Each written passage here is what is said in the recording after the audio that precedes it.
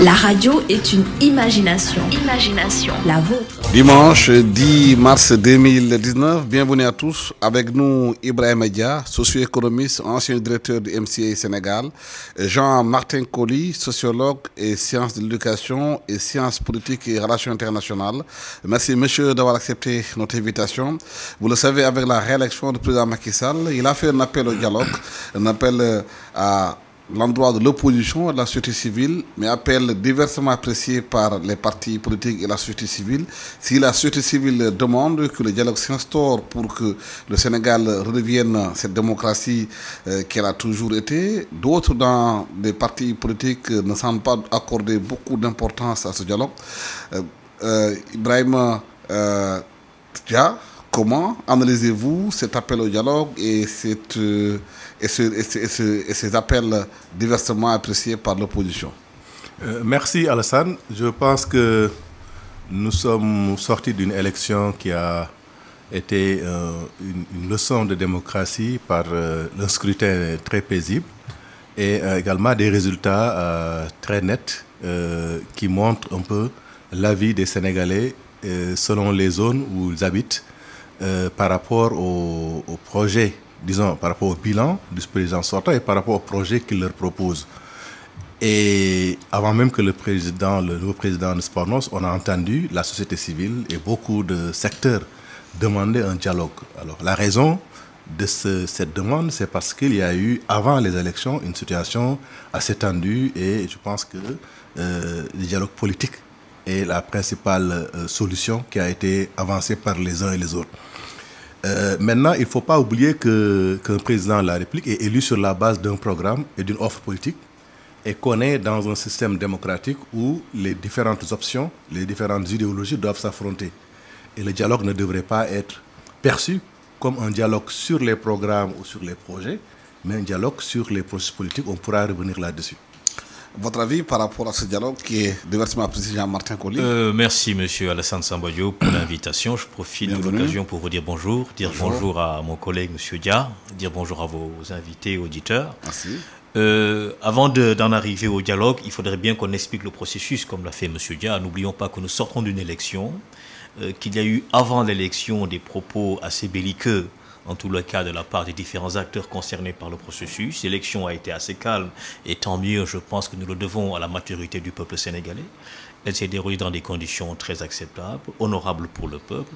Au sortir d'une élection, il y a un constat qui s'impose. Il y a un candidat qui a été élu et c'est à lui que revient de la destinée du pays. Et donc c'est sa responsabilité. Et donc c'est sa responsabilité aussi de dire à un moment donné aux acteurs politiques concernés par le processus, je vous tends la main pour qu'ensemble que nous puissions retrouver les bases de la concertation et les bases de l'administration, comme il peut aussi lui revenir de dire j'ai gagné, j'ai été élu, je suis légitimé par le choix des Sénégalais, donc je gouverne, j'administre, je décide. Les deux sont possibles. On a affaire à un chef de l'État qui a choisi, au lendemain des élections, de tendre la main. Maintenant, que signifie cette main tendue? Il faut qu'on se comprenne là-dessus. Il a été choisi sur la base d'un engagement qu'il a eu face au peuple sénégalais. Et cet engagement-là, il est porteur et responsable de sa concrétisation en termes d'actes, de décisions et d'actions. Et c'est cela qu'on attend de lui, parce qu'une majorité l'a mis au pouvoir. Maintenant, une partie des Sénégalais ne l'ont pas choisi, il va sans dire. Le processus électoral est ainsi fait. Et je crois que c'est une grandeur, au lendemain d'une élection, de dire je tends la main à tout le monde pour que nous puissions nous mobiliser autour de ce qui fait sens dans une nation. Et j'appelle le commun sénégalais. Et c'est ça qui compte, et non les bagarres partisanes. Aujourd'hui, le chef de l'État, de mon point de vue, est au-dessus des appartenances partisanes, il est au-dessus des partis politiques, il doit gouverner pour tout le monde. Et pour gouverner pour tout le monde, il va sans dire qu'il faut qu'il fasse appel à toutes les forces vives de ce pays, afin que nous puissions ensemble avancer dans un processus qui nous est tous profitable. Voilà, c'est la première opinion que je voudrais avancer, M. Alassane Sambadio. Oui, depuis 2000, on a eu l'habitude de voir l'opposition féliciter le vainqueur, sauf peut-être l'intermède en 2007 aussi, où Abdoulaye Wade avait gagné au premier tour. Là aussi, il y avait un boycott de l'opposition par rapport aux élections qui sont suivies les législatives. Pourquoi cette tradition est rompue au Sénégal? Est-ce qu'il y a un problème d'ego entre les candidats? Je pense que si on fait l'analyse historique, que ce soit ici ou même dans d'autres pays africains, le vaincu ne félicite le vainqueur que quand c'est l'opposition qui gagne. Et quand l'opposition gagne, effectivement, l'ancien président le félicite. Mais quand c'est le pouvoir sortant qui gagne, on a rarement des félicitations, on a toujours des contestations. Je pense que 2007, c'était également la même chose. Les gens ont contesté et n'ont pas félicité. Et peut-être le changement entre 2007 et cette année, c'est qu'en 2007, le président sortant a fait une conférence de presse pour attaquer et être dans une position belliqueuse, disons, offensive contre l'opposition, individuellement pris chacun. Cette fois-ci, c'est le contraire. Certainement, peut-être parce que dans la perception du président qui vient d'arriver au pouvoir, c'est son second mandat, son dernier mandat, et que par rapport à cela, il veut léguer au pays une situation beaucoup plus favorable. Mais aussi parce que les enjeux sont énormes. On passe d'un pays dépendant du pétrole de l'extérieur vers un pays qui va rentrer dans l'ère des pays qui ont du gaz et du pétrole. Les enjeux sécuritaires sont également importants. Et je pense que tout cela fait que les enjeux sont très élevés. Et cela, je pense que fait qu'on devrait apprécier cette main tendue et ne pas trop se focaliser sur le fait que d'autres n'ont pas félicité, puisque finalement, c'est moins important. Ce qui est important, c'est qu'après, ils acceptent de venir sur la table de négociation et éviter les problèmes qu'on a eu du manque de dialogue sur les processus électoraux. Parce que l'enjeu principal, l'objet de contestation et l'objet, le fait qu'il conteste les résultats, c'est toujours lié à des questions de processus électoral. Donc, je pense que sur ce point de vue-là, je suis certain qu'ils vont revenir à de meilleurs sentiments. Mais il faut comprendre que ça demande un temps disons, pour réfléchir, un temps pour se concerter à l'intérieur de l'opposition. Et ce temps-là, je pense que nécessairement, il faudra le leur donner. Oui, on a entendu le porte-parole de Rewmi, Abdourahmane Diouf, dire que sur le plan républicain, lui en tant que républicain, il reconnaît que Macky Sall est le président de la République du Sénégal. Même si sur le plan de la légitimité, pour lui, il n'est pas légitime. Oui. Non, on va sortir de ce jeu de mots, M. Diop. Ce qui me paraît clair aujourd'hui, un chef de l'État a été élu et il lui revient de présider aux destinées de ce pays. Et puisqu'il est élu, il est légitimé. Maintenant que l'opposition lui conteste sa légitimité en politique, c'est un classique. Hein. Il est extrêmement difficile de perdre. Après s'être engagé à un moment donné, corps et âme, pour un combat, n'oublions pas qu'une élection est une bataille. C'est un combat au sein duquel les individus s'engagent pleinement. Et en principe, comme c'est une élection, comme c'est une compétition, la plupart y vont pour gagner. Parce qu'on dit qu'un parti politique n'a de sens que s'il gagne des élections. Un parti politique qui passe son temps à enchaîner les défaites et voué à terme à disparaître, ça me paraît clair en politique. Donc au lendemain des élections, que des acteurs politiques qui ont combattu, qui se sont engagés fortement, soient déçus, ça ne me mobilise pas plus que ça. C'est tout à fait normal, c'est un classique en politique.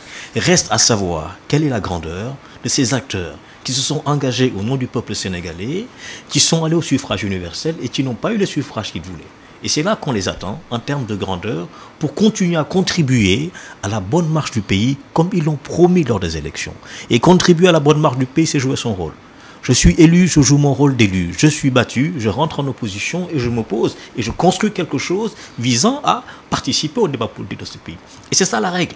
Quand on rentre dans un jeu, M. Diop, on accepte les règles du jeu. On ne peut pas y être en disant que je n'y vais que parce que je gagne.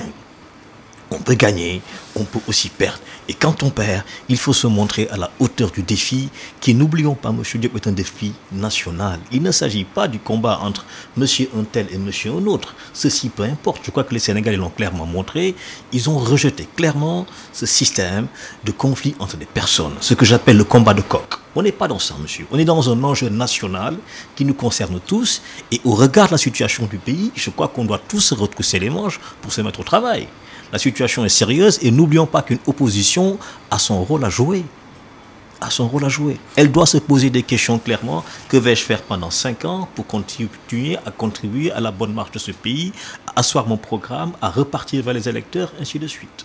Donc je crois qu'on les attend plus dans ces choses-là, plutôt que de dire le chef de l'État est élu ou pas élu. C'est un débat qui est derrière nous. Aujourd'hui, il devait y avoir dialogue. Sur quoi l'opposition, le pouvoir devrait dialoguer? Parce que l'opposition dit aujourd'hui que le chef de l'État avait appelé au dialogue, il y a une journée nationale de dialogue, mais après, rien n'a été fait de ces discussions, ça a été mis dans les tiroirs, et ils pensent un peu que le pouvoir joue avec eux. Je pense que le dialogue, il faut le voir de manière globale. Déjà, dire qu'il n'y a pas de dialogue, c'est peut-être une façon un peu limitative, puisque dès lors que le parti au pouvoir parle et que la position parle, et que par presse interposée ou sur l'espace public, chacun donne son point de vue, en démocratie, on est déjà dans le dialogue. Ce n'est pas nécessairement que les gens se mettent autour d'une table pour discuter qu'il y a un dialogue. Dès lors que les gens sont à l'Assemblée et qu'à l'Assemblée, il y a des discussions, il y a un dialogue au niveau institutionnel. Donc, sur le plan politique, purement politique, il y a un dialogue. Sur le plan également économique, il y a des institutions qui sont des institutions de dialogue. Le Haut Conseil ou Comité de dialogue social est une instance où se discutent de manière fréquente les questions qui lient les travailleurs à l'État et aux employeurs. Et ainsi de suite. Donc il y a des espaces de dialogue et les dialogues politiques. Sur les politiques existent. Et tous les processus qui sont en train d'être mis en place depuis 15 ans, on peut le dire, que ce soit les DSRP, que ce soit le PSE, que ce soit la stratégie de développement rural, etc., sont l'objet de dialogue entre les acteurs économiques qui sont concernés. Donc, il y a un dialogue de manière globale. Là où il n'y a pas de dialogue, ou en tout cas il y a pas de dialogue, c'est sur les processus électoraux. Et la question du processus électoral, du fichier électoral, le parrainage, surtout le parrainage, voilà les questions sur les élections. Est-ce qu'il faut les renvoyer ou bien est-ce qu'il faut les regrouper, ainsi de suite. C'est sur ces questions qui concernent pas seulement les acteurs politiques, mais concernent tout le monde. C'est sur ces questions qu'il y a besoin de dialogue. Par contre, ce qui est important qu'il faut noter, c'est qu'il y a une grosse évolution au Sénégal. Ces élections-là ont permis de voir des camps se dessiner avec des visions politiques différentes. On a vu Idrissa Seck avec un programme pour une fois, parce qu'en 2012, on n'avait pas vu de programme. Mais cette fois-ci, on a vu un programme bien élaboré. On sent l'apport de gens extrêmement compétents qui ont fait un programme bien structuré avec des idées très fortes. On a également Sonko qui a fait également un programme. Et d'ailleurs, ce n'est pas étonnant, je pense, que ce soit les trois qui sortent parce que les deux autres n'avaient pas un document ou des programmes bien élaborés. Et pendant la campagne, certains ont également eu sur les plateaux et partout à parler de leur programme. Et je pense que si les programmes ou la façon dont ils voient les choses n'ont pas été approuvés par les Sénégalais lors de cette élection, c'est le moment d'aller vers les gens pour convaincre davantage des gens sur la pertinence de leur programme ou de leurs idées ou de leur analyse de la situation. Ce qui ressort également, c'est que les populations réagissent maintenant non pas seulement au programme, mais ils réagissent également par rapport à la réponse à leurs demandes. Quand on regarde les résultats des élections, là où le pouvoir a eu, en tout cas le président sortant a eu les scores les plus importants, c'est là où il y a eu une réponse à la demande sociale. La demande sociale, c'était quoi? C'était les routes, les pistes, l'eau, l'électricité. Et c'est essentiellement dans ces zones où le PUDC a intervenu qu'on a les scores les plus élevés. Ça veut dire que maintenant, les gens ne réagissent plus par rapport au sentiment ou par rapport au vote affectif seulement, mais c'est par rapport à la demande.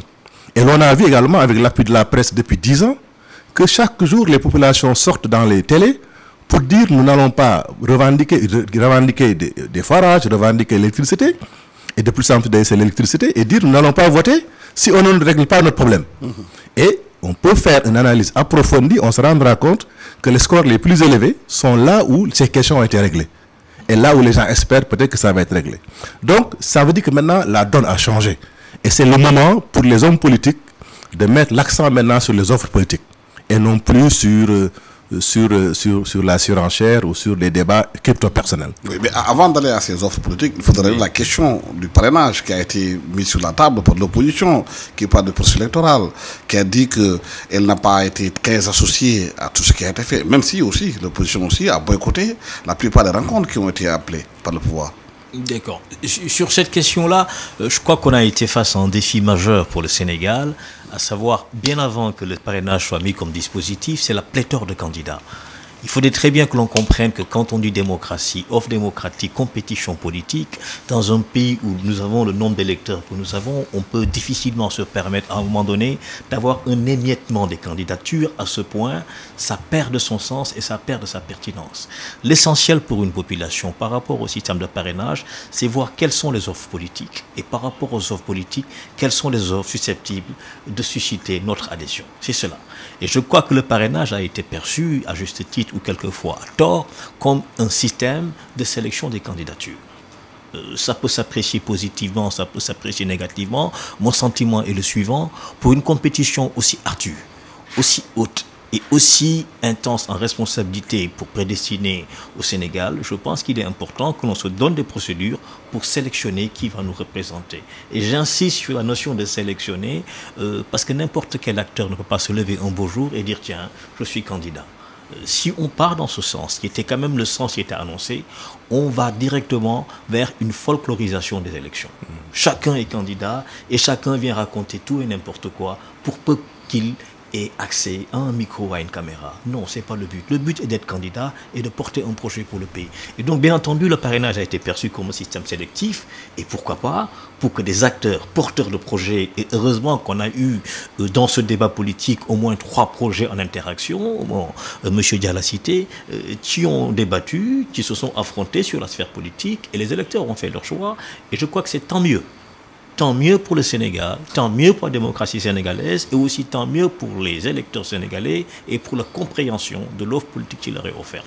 L'on continue à contester le parrainage et je crois que c'est un des éléments clés qui a été mis sur la table par le chef de l'État comme un élément de discussion. Je me dis d'accord, mais il faudrait que du point de vue politique, que nous soyons responsables et que nous sachions que tout individu dans ce pays ne peut pas se lever un beau jour et dire tiens, je suis candidat au suffrage universel. Ça ne me paraît pas possible. Oui, mais le parrainage, c'est à toutes les élections. Oui. En décembre, on doit aller au local. Exactement. Qu'est-ce qu'il faut faire pour... Parce que si on applique le principe de parrainage au local, il y aura des partis politiques peut-être qui ne pourront même pas avoir de candidats dans certaines localités. Oui, j'avoue que comme nous avons eu à le discuter là une fois, en fait, le parrainage a posé des problèmes parce qu'il n'y a pas eu une discussion.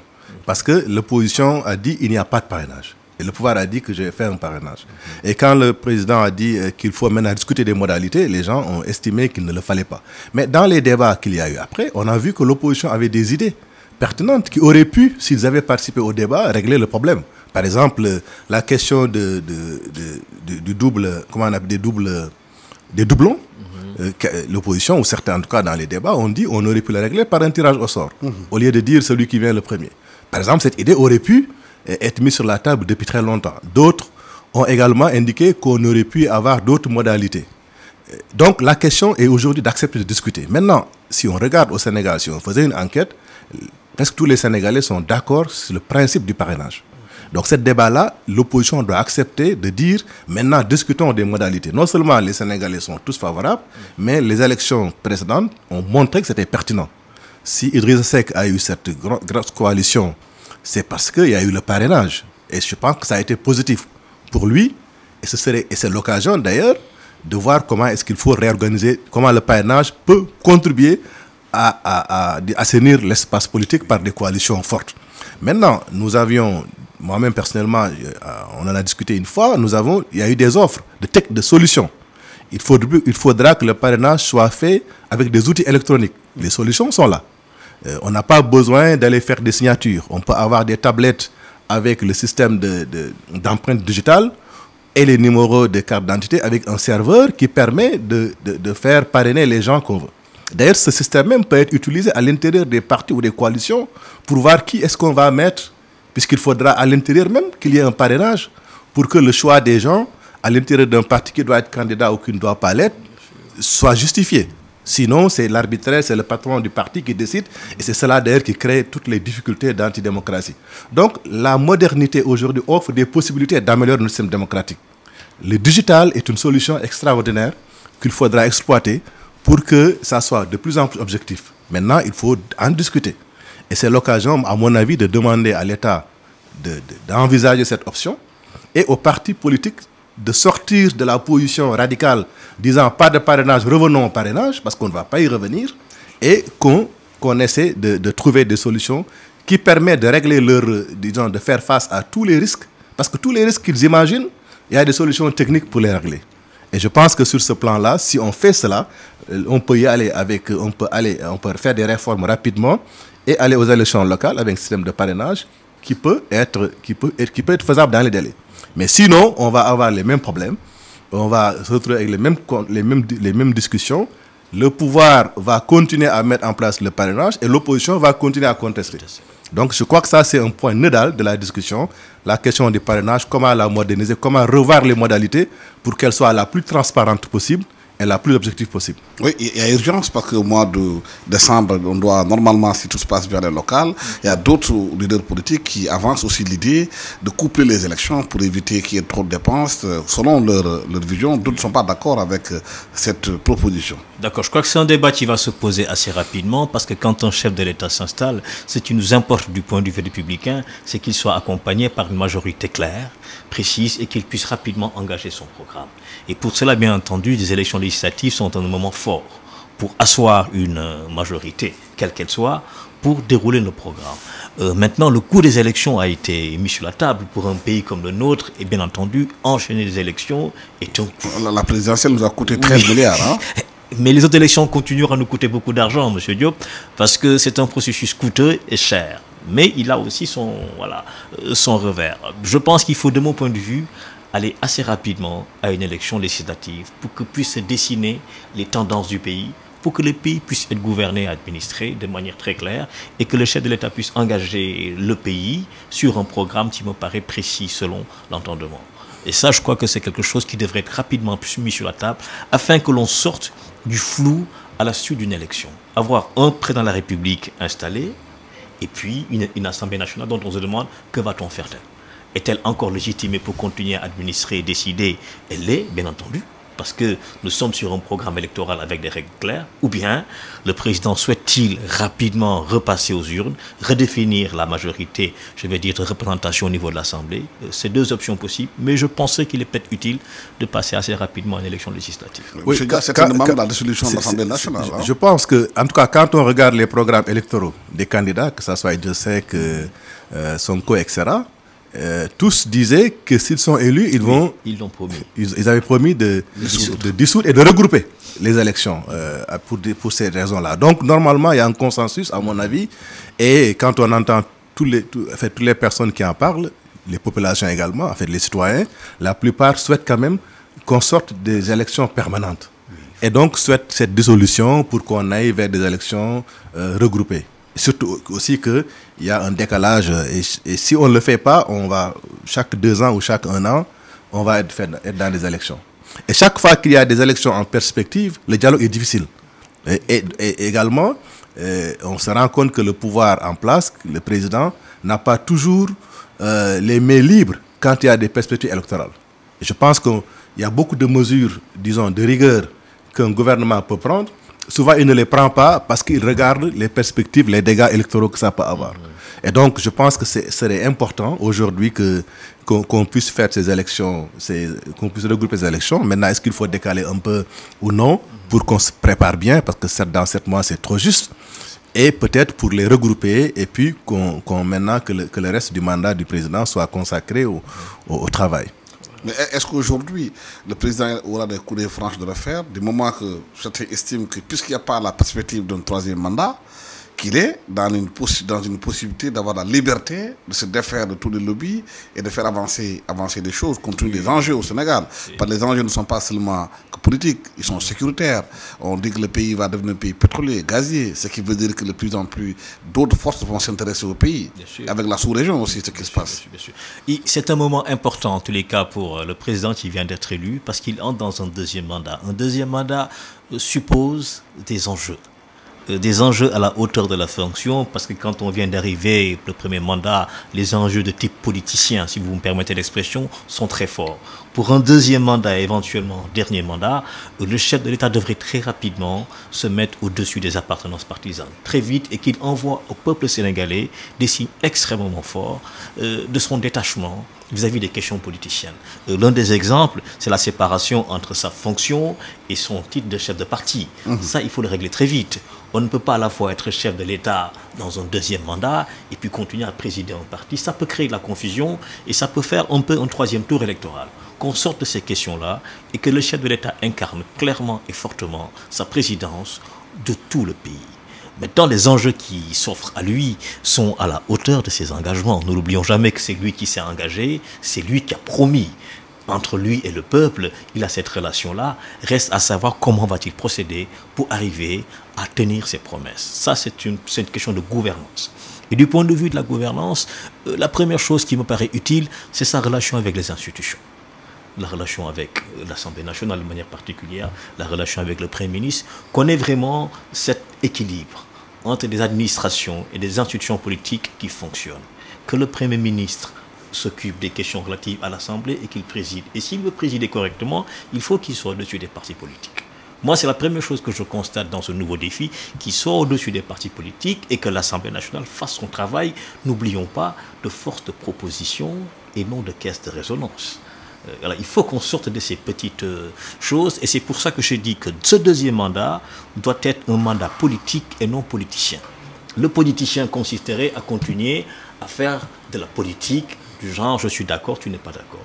Le président de la République doit inscrire tout le monde, mais pas seulement les responsables politiques. Les citoyens que nous sommes aussi, nous devons être inscrits dans une politique pour peu que nous voyons clair. Et quand nous voyons clair, à travers une posture assumée et une direction clairement établie, un programme connu de tous, et on y va. Et on y va. Et c'est sur ça qu'il est attendu.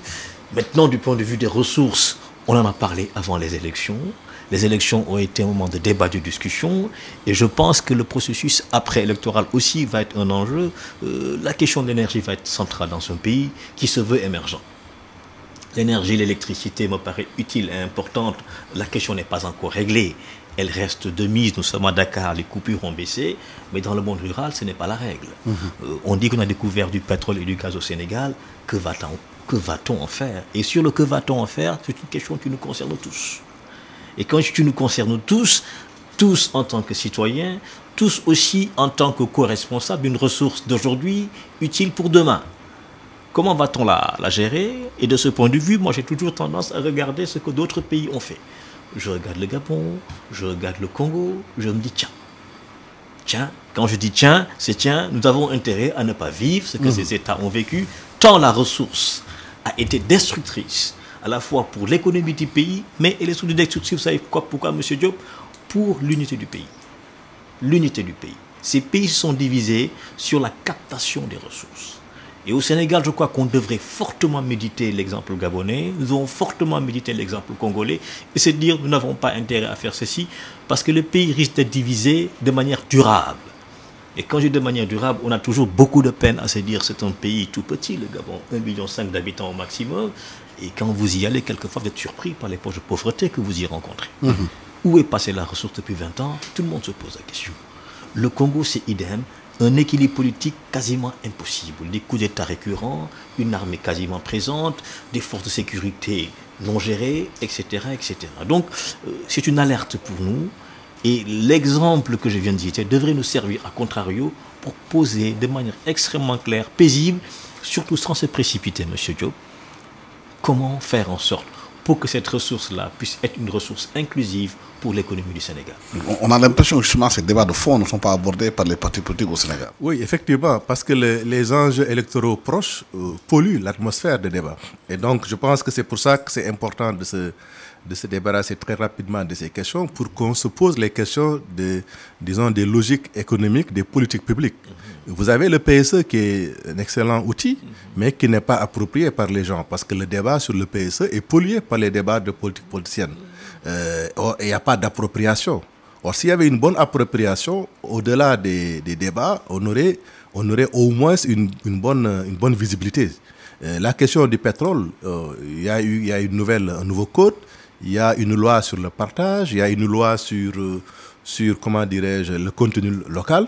Mais toutes ces lois-là qui viennent d'être votées, beaucoup de gens ne le connaissent pas. Et donc, il est important de remettre ça sur la table et d'avoir un grand débat et qu'il y ait une appropriation globale. Quitte à ce qu'il y ait encore des retouches ou des réformes si les gens ne sont pas d'accord là-dessus. Mais quand le président appelle à un débat sur la question au moment où il y a une atmosphère qui n'est pas propice, bien sûr, les gens disent on ne vient pas au débat parce que voilà, il faut sortir tel de la prison, etc. C'est des choses qui n'ont rien à voir. Et maintenant, c'est l'occasion, à mon avis, de remettre ces questions de politique publique. La question de la protection sociale, c'est une question fondamentale sur laquelle le pays a fait des pas énormes. Il faudra sécuriser cela par des lois. Et il faudra qu'on ait un bon débat là-dessus pour qu'on ne revienne pas en arrière. Il y a des pays où ça a fait des résultats, mais après des changements électoraux, il y a eu des retours en arrière. Le grand capital qui n'est pas d'accord sur ces politiques de protection sociale, qui veulent plutôt qu'on réduise la fiscalité pour les entreprises, et ces gens-là vont tout faire pour qu'on ne redistribue pas des ressources pour les gens les plus pauvres. Comme plutôt, au Brésil aujourd'hui. Voilà. Donc il faut une loi. L'héritage de Lula qui est remis en cause. Donc il nous faut discuter de ça. Je pense qu'il y a des choses qui sont en train d'être faites pour qu'il y ait une loi pour sécuriser ces politiques, qu'on ne revienne pas en arrière. Et je pense que le PSE doit être également mieux porté, puisque tant que le PSE est porté de manière, quand les gens perçoivent que c'est politique ou politicienne, parce que c'est le portage qui donne l'impression, les gens, à la limite, ils ne discutent pas du contenu. Or, ce qu'il y a dans le PSE, c'est des avancées extrêmement importantes. Donc, je crois que c'est ça les enjeux aujourd'hui qu'il faut remettre sur la table. Mais est-ce que la question de fond, ce n'est pas le manque de confiance entre les acteurs qui fait qu'aujourd'hui, on est dans cette situation où l'opposition et le pouvoir, personne ne fait confiance à l'autre? Oui, c'est ce qu'on vient de dire. La dimension politicienne est très dangereuse en politique. Et c'est pour ça que je préfère avoir affaire à des acteurs politiques plutôt qu'à des politiciens. Je m'explique. Un acteur politique, M. Diop, est un individu responsable au service d'un projet et de son pays. Le politicien va chercher par des voies et moyens qui lui sont offertes et quelquefois qui sont illégales à conquérir le pouvoir. Je préfère toujours l'acteur politique. Vous savez pourquoi? Nos enjeux pour un pays comme le Sénégal, n'oublions pas que nous sommes un pays pauvre, ne mérite pas d'être tout le temps perturbé par des velléités quelquefois personnelles à des fins de conquête du pouvoir. Nous n'en sommes plus là. Les gens les plus en difficulté, M. Diop, ce sont les gens qui, au bas de l'échelle sociale, tous les jours, cherchent à s'en sortir. Et c'est pour ça que nous devrons mettre la politique à un stade de la sacralité, parce que c'est elle qui fait que nous sommes encore nation, et c'est elle qui tient l'État. Et donc c'est de la politique que va naître notre capacité à administrer convenablement ce pays à travers un processus qu'on appelle la gouvernance politique. C'est la gouvernance qui fait ça. Qu'on sorte du politicien et qu'on incarne la politique dans sa dimension la plus noble du terme. Et il faut pour ça des acteurs à la hauteur du défi. Et c'est pour ça que quand j'ai évoqué le parrainage, je me suis dit, quiconque ne peut pas se lever un jour, dire, je revendique ma capacité à vouloir aller au suffrage universel. Non. Quel est votre projet? Quelle est votre légitimité? Que voulez-vous incarner? Et que voulez-vous porter pour projet au nom de tout le monde et pour tout le monde? Une fois de plus, on porte un projet au nom de tous et pour l'ensemble d'une collectivité territoriale qu'on appelle un État-nation. Et le Sénégal, je vous rappelle, est un État-nation. En termes de défis qui attendent le chef de l'État, n'oublions pas l'équilibre territorial. On en parlait tout à l'heure, juste avant d'entrer en studio. On a un déséquilibre territorial au Sénégal qui est inquiétant, M. Diop. La capitale est l'afflux massif de manière régulière de population arrivant dans une ville qui ne ressemble plus à rien, nous ne le cachons pas, et ce qu'on appelle les localités rurales de plus en plus sont désertées. Elles sont désertées humainement, elles sont aussi désertées en compétences. Alors que cet équilibre entre décentralité et des périphéries du point de vue démographique est important, du point de vue économique est important, mais du point de vue politique aussi est important. Donc ça, je pense, c'est un défi majeur qui attend la prochaine législature, l'équilibre territorial au Sénégal. Face à tous ces défis, quel gouvernement pour le Sénégal?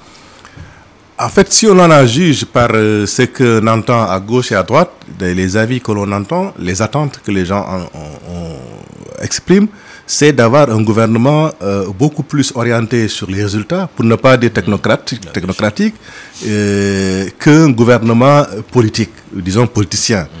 C'est ce qu'on entend, ce qu'on voit. Maintenant, il faudra certainement un équilibre, parce que dès qu'on entend certains dire on a gagné, il nous faut notre place dans le gouvernement, les gens commencent à s'inquiéter en se disant c'est mal parti, parce que le président, s'il nomme quelqu'un, les autres vont dire et pourquoi pas nous?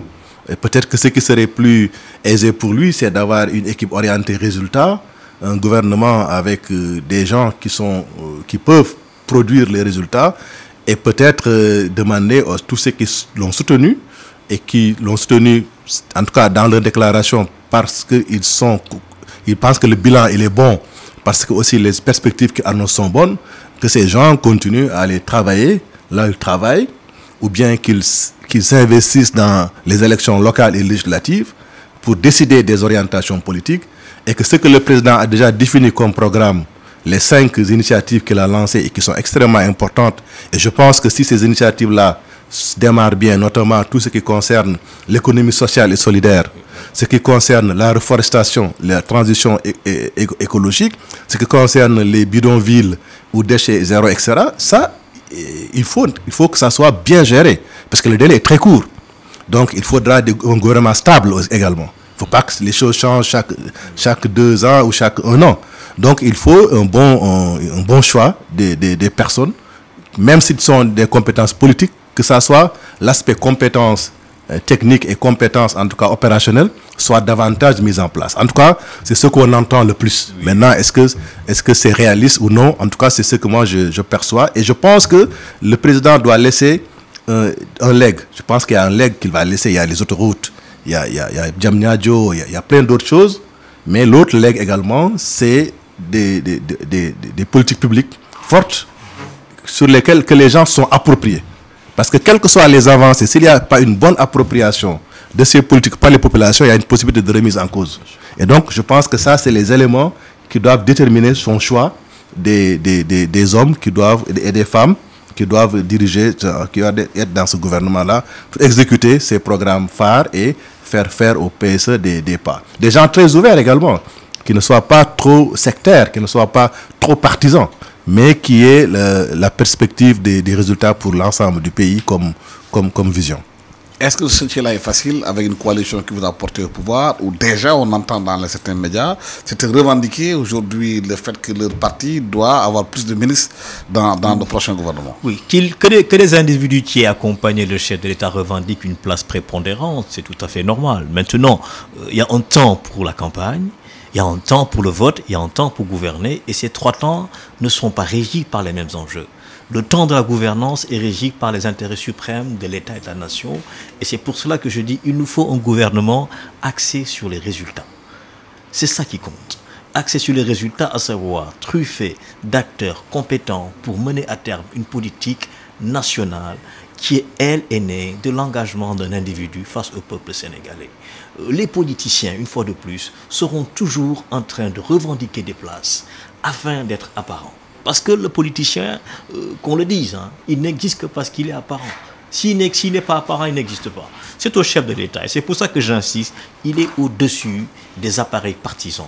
Et c'est pour ça qu'il faut qu'il fasse la rupture avec son propre parti. Qu'il se mette au-dessus de la mêlée et qu'il dise « je prédestine aux destinées du Sénégal ». Le Sénégal est un enjeu qui est au-dessus de toutes les particularités et de toutes les appartenances. Pour cela, je choisis à juste titre et en totale responsabilité des acteurs susceptibles de mener à bout un projet sur la base d'engagements très clairs, discuter avec les composantes politiques, discuter aussi avec la société civile. Parce que l'inclusivité me paraît utile. On ne peut pas choisir des acteurs qui n'ont pas de lien directif avec le peuple. D'où la notion de développement inclusif. Il faudrait que le peuple adhère, d'où la clarté dans les acteurs. Je crois que pour avoir circulé, discuté avec beaucoup d'acteurs, le peuple sénégalais est en demande d'individus qui sont capables de gérer les problèmes qu'ils rencontrent au quotidien. Et les problèmes que nous rencontrons au quotidien, M. Diop, sont légion. Ce sont ces questions-là qu'il faut d'abord traiter, et ce sont les meilleures questions qu'on traite pour recréer du dialogue. Si on répond aux difficultés des acteurs, si on répond aux difficultés des familles, si on répond aux difficultés relatives à la santé, on fait du lien, on recrée du lien, donc on discute avec la population. Dans une logique de « je suis au pouvoir, je gouverne, vous êtes la société, je suis à votre écoute, je suis à votre disposition ». C'est ce climat-là qu'il faut créer et sortir de la suspicion systématique. Laissons-la aux politiciens, en tant que peuple, en tant que citoyen, en tant qu'acteurs politiques de ce pays-là. Nous devons aujourd'hui être capables, pour les 5 prochaines années, de nous mettre au-dessus de la mêlée et de nous battre pour que le pays soit un pays gouverné, stable, et que le legs démocratique, comme l'a dit mon collègue, soit quelque chose qui nous inscrit dans la durée. Est-ce que cette volonté est réelle aujourd'hui? Si on regarde de façon très crue ce qui se passe à Dakar, dans les rues de Dakar, dans la façon dont les gens se comportent avec l'environnement, dans la façon dont les gens se comportent dans la circulation, et dans le pays, on a l'impression que c'est un pays où il n'y a pas d'ordre, où chacun fait ce qu'il veut. Est-ce que ce qu'on dit là aujourd'hui, de façon triviale, est respecté dans ce pays? Non, si on observe, on peut se dire que ce n'est pas fait. Je pense que souvent il y a eu des reculs. Il y a eu recul de l'administration ou de l'État à faire appliquer la loi dans toute sa rigueur. Parmi les causes, il y a aussi les perspectives électorales qui font que, bon, on se dit on va pas avoir tel groupe contre soi. Et donc, que ça soit pour les talibés, la question est très dure à voir que la situation continue. L'anarchie dans la rue, je pense qu'on a entendu le président en parler, mais il n'y a pas encore de solution. Je pense que peut-être ce dernier mandat peut donner plus de marge de liberté au président pour appliquer avec rigueur. Mais il faudra des solutions structurelles. Et je pense que ça aussi, c'est un élément important. C'est-à-dire que si vous voulez que l'anarchie par les cars, etc., soit réglée, il faut avoir un système de transport moderne, massif. Et je pense qu'avec les programmes qui est en cours, que ce soit le TER ou le BRT, il y aura une bonne part de la solution qui va être réglée.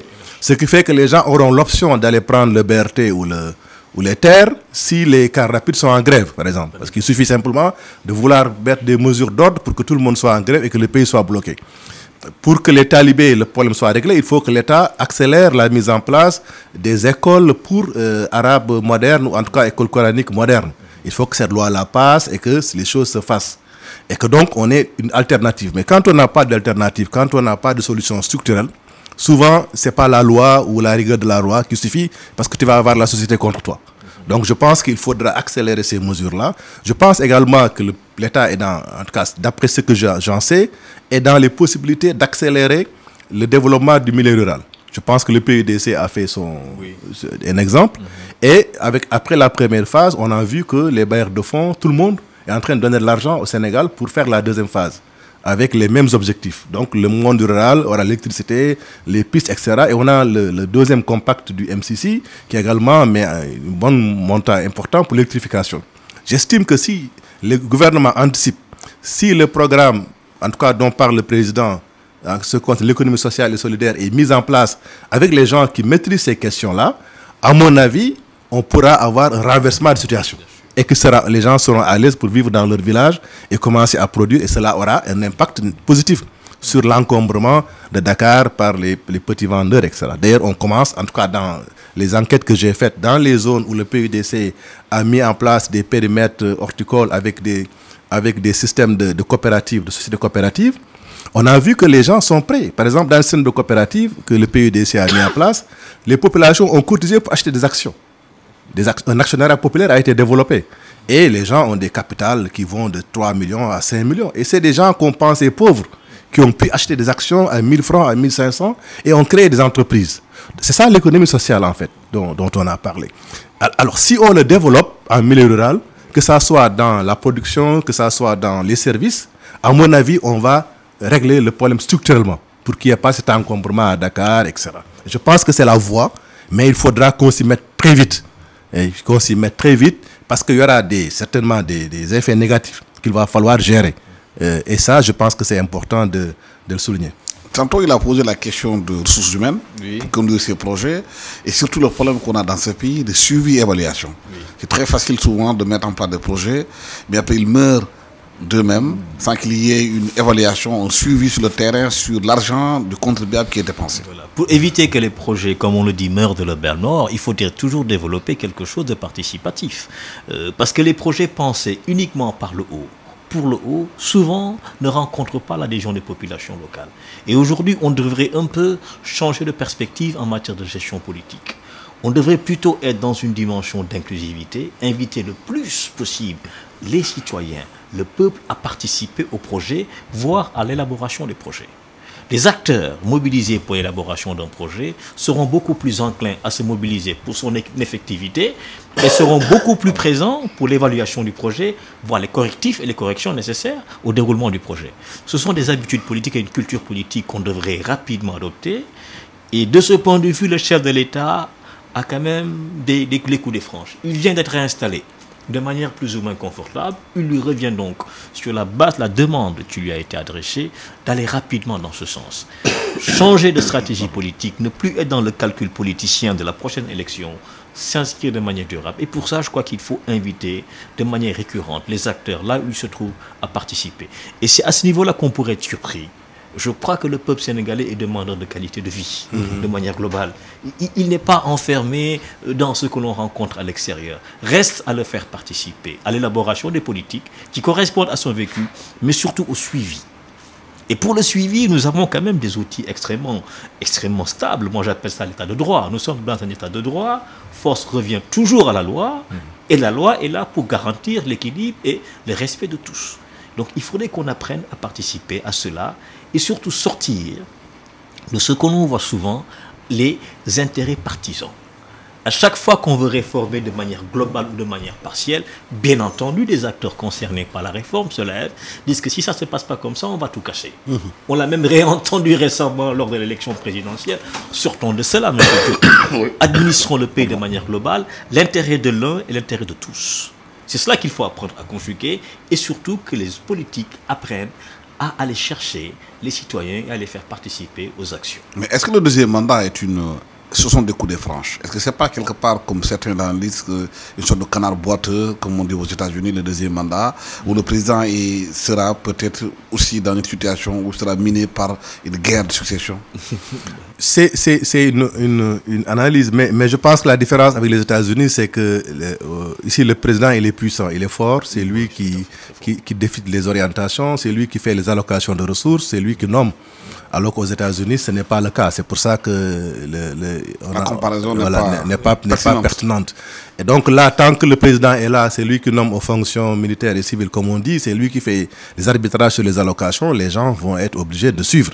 Et que même en matière électorale, il a encore un impact. C'est peut-être là aussi la discussion sur est-ce qu'il va laisser diriger son parti ou non. Oui. Et parce que là également, ça lui donne la possibilité de gérer la situation. Et donc, toute la question de choisir quelque part un dauphin. Voilà, mais même cela, même de se choisir un dauphin, en tout cas de préparer l'avenir après. Sa succession, de bien gérer sa succession. Donc, je pense que ça atténue en fait ce risque-là. Maintenant, est-ce que la coalition globale qui est trop large, Benno Bokk Yakaar, dans quelle direction ça va aller? Est-ce que ça va éclater, chacun va reprendre son indépendance et se préparer à l'après Macky Sall, ou bien est-ce qu'ils vont aller comme en France à un moment donné, un parti présidentiel, l'UMP je crois, l'Union de la majorité présidentielle, et en faire un parti pour pouvoir s'assurer la continuité. That is the question. Donc il va falloir, ça c'est l'affaire des politiques, il va falloir réfléchir à ça. Et du choix qui sera fait va dépendre la suite des événements. Justement, c'est pas ça la bataille aujourd'hui, l'après Macky Sall, où chacun d'entre eux va se battre pour peut-être être le dauphin ou bien faire monter son parti. Que ses compagnons de route se battent pour être visibles et éventuellement prendre la succession, ça participe du jeu politique, M. Diop. Nous, notre concentration, c'est sur le chef de l'État. C'est à lui que nous avons fait confiance et c'est à lui qu'est revenu nos suffrages. Et donc, nous allons nous focaliser sur lui. Au niveau de son parti, bien entendu, je crois qu'il y aura des guerres de positionnement. Ça me paraît logique. Hein. Des coalitions qui arrivent au pouvoir. Comme on dit, on va au pouvoir ensemble, mais on gouverne seul. Ça, tout le monde le sait. Il gouvernera seul. Et derrière lui, certains vont ronger le frein parce que n'ayant pas un poste de ministre, parce que n'ayant pas un poste de conseiller, etc. Mais quel sera l'avenir des dinosaures, du Parti socialiste, Moustapha Niasse, entre autres? Les dinosaures sont plus rompus que vous et moi à ce jeu politique. Certains savent très bien qu'en politique, à un moment donné, ils vont rapidement disparaître. Exact. Parce que c'est le jeu de la politique. Ils le savent et ils l'ont pratiqué envers d'autres. Et donc, ils savent très bien que ça se passera comme ça. Ce qui est en cause, ce n'est pas eux, une fois de plus, ce qui est en cause, c'est l'État. Oui. Et je pense qu'eux-mêmes le savent et le président le sait. La perception que les gens ont, en tout cas, c'est de dire que les vieux sont là depuis 5 ans, etc., qui doivent disparaître. Je pense que ce message-là leur est revenu. Et je pense qu'ils vont eux-mêmes décider d'aller à la retraite. Hein. Je pense qu'ils n'ont pas le choix.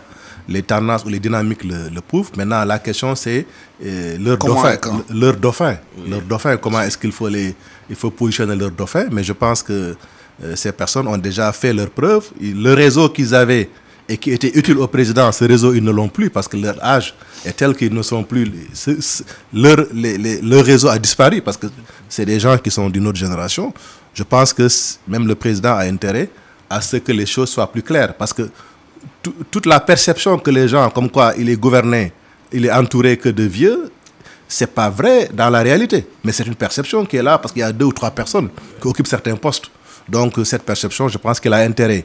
Puisque dans le second mandat, il le destine à la jeunesse et aux femmes, je pense qu'il a intérêt à ce que ceux-ci en fait, prennent leur retraite. Jean-Martin, vous pensez que les vieux vont partir de leur propre...